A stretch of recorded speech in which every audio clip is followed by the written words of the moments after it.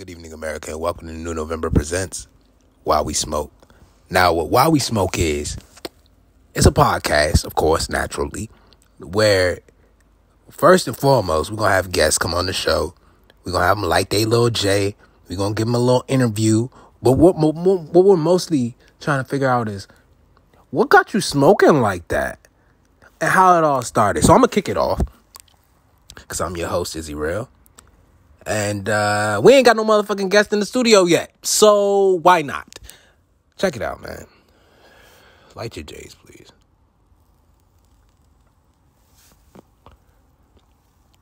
I'm from a city called Alexandria, Virginia. You know, close to the nation's capital, D.C., about 15 minutes out. But what many people don't know is I grew up in a city called Woodbridge, Virginia. Way south. Not way south, but I'm not going to get started. Look, when I lived in Woodbridge, it was only for what? Like 4 months, 5 months tops, right? With my mother. And she didn't really keep a very watchful eye on a young nigga, you feel me? I was like, had to be like 11, 12 years old. And I'd be hanging out on the blocks and shit. Because my mom, you know, she didn't give a fuck. So I'd be outside. My cousin, Kiera, she was a lot older than me. She was like, 17 at the time, 18. And she had this little crush. And his name was Cash, right? And Cash, he was like he was a player, man. Cash was just, they called him Money Man Cash. I wanted to be like Cash. I ain't give a fuck about nothing. I wanted to be like that nigga, you know what I'm saying? Cash was a crip. Is a crip. There was this other nigga that was interested in my cousin, though. I don't even fucking remember this name. He also banged, right? He also crip. And he wanted to get close to my cousin. You feel me? So he said, in his bright mind, he had to be like 25 years old. Let me hang out with this little nigga to get closer to, you know what I'm saying? So, Cash, out of respect for my cousin, Cash would never let me smoke. Cash would never let me drink. I mean, I could hang out with the Crips, but I couldn't do what the Crips was doing. Just too young, you know?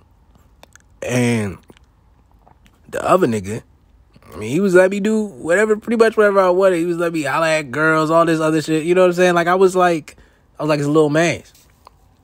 And at that age, I was looking for that type of, you know, that type of figure. The funny shit is, though, that it was my birthday.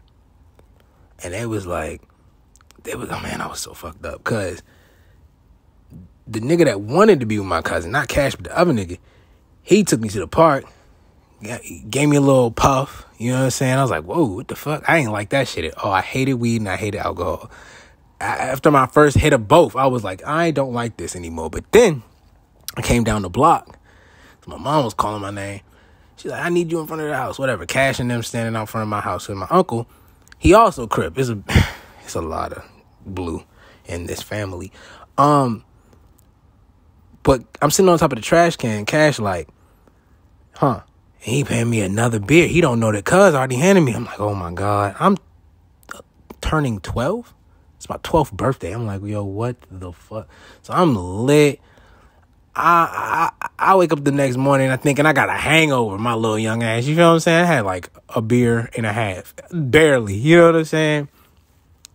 But I knew that I didn't like the drink too much. I didn't like the weed at all. But I knew that this is what the grown niggas did. You know what I'm saying? This is what the girls like. You know what I mean? So me trying to fit in, me trying to be cool, I try to do that shit with them and all that. You know what I'm saying? It ain't work out for me. Later down the line, you feel me? I come back to Alexandria. You feel me? Where I'm like, Yeah, I'm still like 12 years old, going on 13 and shit. But my mindset's a lot different because I've been hanging around them niggas for so long. So I'm thinking on some real gangster shit. So these niggas, like, around here, like, at that age, like, 12 years old, nobody was really on no, you know what I'm saying, shit like that. Nobody was on no gangbanging shit for real. I was barely on it because it's just my affiliation to who I knew. You know what I'm saying? Who I associated myself with as a child. And that life is hard to balance. It's really hard to balance that. And, like, you still a child. You got goals. You know what I'm saying? You want to be a football player. You want to be a doctor. You want to be you know what I'm saying? You want to do all this other shit. But real shit, you sold your soul. So I sold my soul at a young age, so to speak. You know what I mean? To a cause. To a set, you know? And even though me and those gentlemen didn't stay tight for the rest of my life, I stayed tight, if you get what I'm saying. My game stayed tight. I stayed who I was all that time. You fucking 20 years, 10, 15 years later, I'm still, you know what I mean? But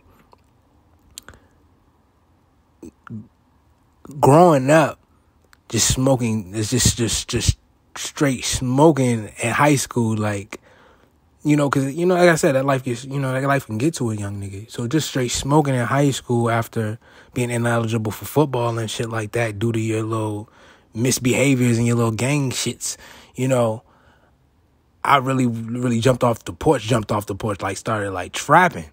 So you gotta understand, when the niggas living that lifestyle, he's fully in that shit. Man, yeah, he gonna smoke a J or two, you feel me? But we all grow up and we all get older. And as you get older, you're like, shit, I still love to smoke weed. You feel me? But I got obligations. I got shit to take care of.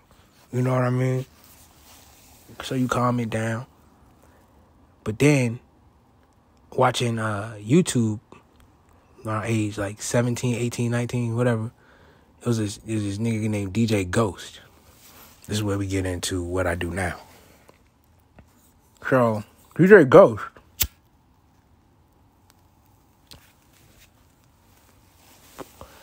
DJ Ghost got a podcast. A very successful podcast.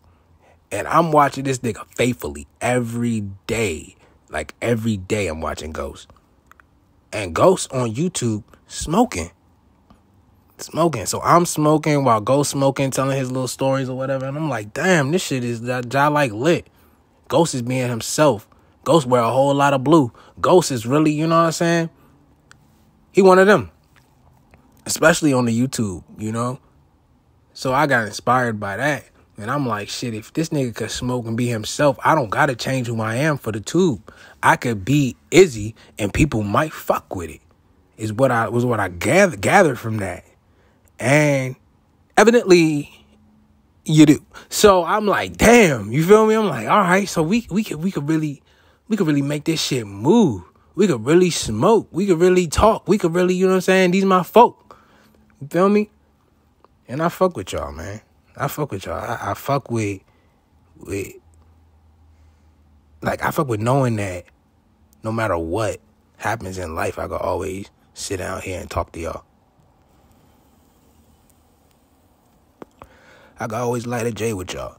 I could always pass a J to y'all. You know? And a lot of people got different reasons for smoking. But I just grew up around some street niggas. Started doing some street shit. I couldn't play football no more. And I jumped off that motherfucking porch. I became a podcaster. And we're here now. You feel me? A lot of pain, a lot of passion came with that gangster shit. Thanks for listening, Joe. Pray for Ukraine, yo. I'm out.